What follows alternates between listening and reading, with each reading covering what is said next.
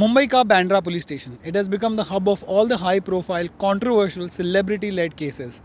कुछ दिनों पहले तक वहाँ पर सुशांत सिंह राजपूत का केस चल रहा था. अब भी in fact it's connected to that.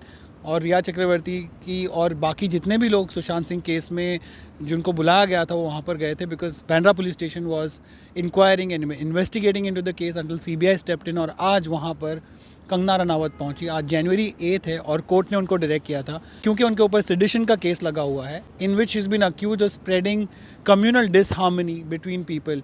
और इस केस में उन पर बहुत सारे चार्जेस लगे हुए हैं, बहुत सारे केसेस इनफैक्ट उन पर लगे हुए हैं और जिनको लेकर कंगना रनावत को आज बैंड्रा पुलिस स्टेशन में अपनी पेशी देनी पड़ी.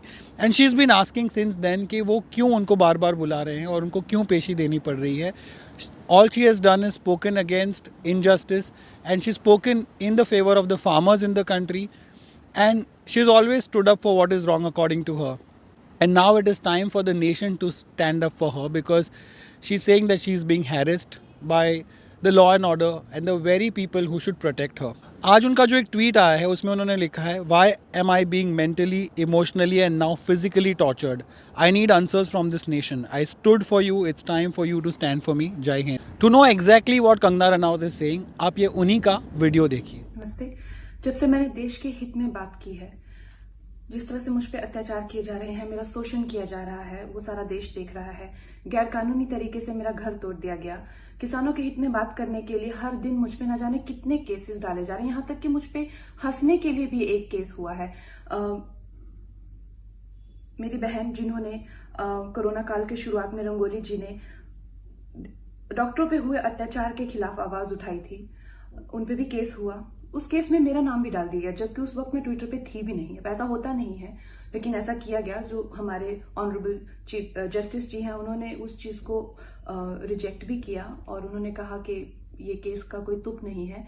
उसके साथ में ऑर्डर आया कि मुझे चौकी पे जाके, पुलिस स्टेशन पे जाके जो है वो हाजिरी लगानी पड़ेगी. अब मुझे कोई बता नहीं रहा है कि किस तरह की ये हाजिरी है और मुझे ये भी कहा गया है कि मैं अपनी साथ हो रहे इन अत्याचारों का किसी के साथ में ना बात कर सकती हूँ, ना बोल सकती हूँ, ना बता सकती हूँ. तो मैं ऑनरेबल सुप्रीम कोर्ट से भी पूछना चाहती हूँ कि ये क्या मिडीवल एज है जहां पे औरतों को जिंदा जलाया जाता है, वो किसी से कुछ बोल भी नहीं सकती, बात भी नहीं कर सकती. इस तरह के अत्याचार सारी दुनिया के सामने हो रहे हैं. मैं लोगों से यही कहना चाह रही हूँ जो आज ये तमाशा देख रहे हैं, उनसे यही कहना चाह रही हूँ कि जिस तरह के खून के आंसू 1000 साल की गुलामी में सहे हैं वो फिर से सहने पड़ेंगे अगर राष्ट्रवादी आवाजों को चुप करा दिया गया. जय हिंद. Kangana Ranaut as you know is quite the nationalist और उन्होंने हमेशा कंट्रोवर्शियल चीज़ें बोली है, खास करके ट्विटर पर इस पूरे वीडियो में जो उन्होंने इस ट्वीट के साथ रिलीज़ किया है उसमें उन्होंने कहा है कि उन पर बहुत सारे केसेस थोपे गए हैं और it's almost like a medieval age जहाँ पर women don't have a right to say even if they are burnt alive because apparently she is saying that the police has said कि आप किसी से आपके साथ जो भी हो रहा है उसके बारे में बात भी नहीं कर सकती. You can't talk about it and you just have to follow the orders. Ever since she is been speaking out especially after the Sushant Singh Rajput case. और ऐसी कई सारी बातें उन्होंने कही हैं. उन्होंने of course she's spoken about how her house was broken, her office was broken into, and all the injustice that according to her has been meted out to her.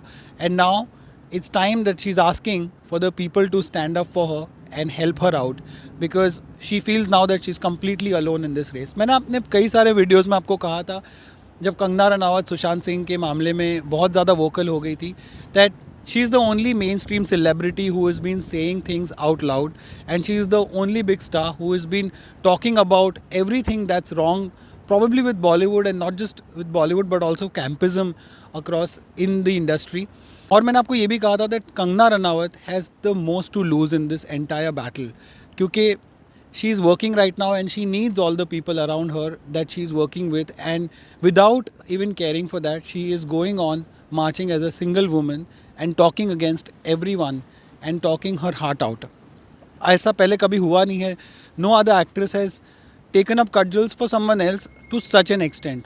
और हालांकि इसमें कई लोगों ने कहा कि इसमें कंगना रनौत का खुद का भी फ़ायदा हो सकता है, but right now as it seems फ़ायदे से ज़्यादा कंगना रनौत का नुकसान होता हुआ नज़र आ रहा है. And tomorrow even if she tries a hand eight politics which she has firmly denied, तो भी ऐसा ज़रूरी नहीं है कि उनको वहाँ सक्सेस मिलेगी. A lot of stars in the past including big stars like Govinda, even Amitabh Bachchan have not succeeded in the political field. तो फिर कंगना रनावत तो obviously is quite new and she is quite inexperienced compared to those guys.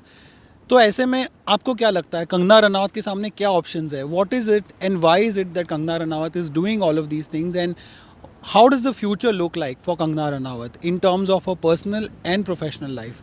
Please मुझे comment section में आपके thoughts बताइए. And as always, thank you so much for watching. Subscribe if you like my content and hit on the bell icon as well.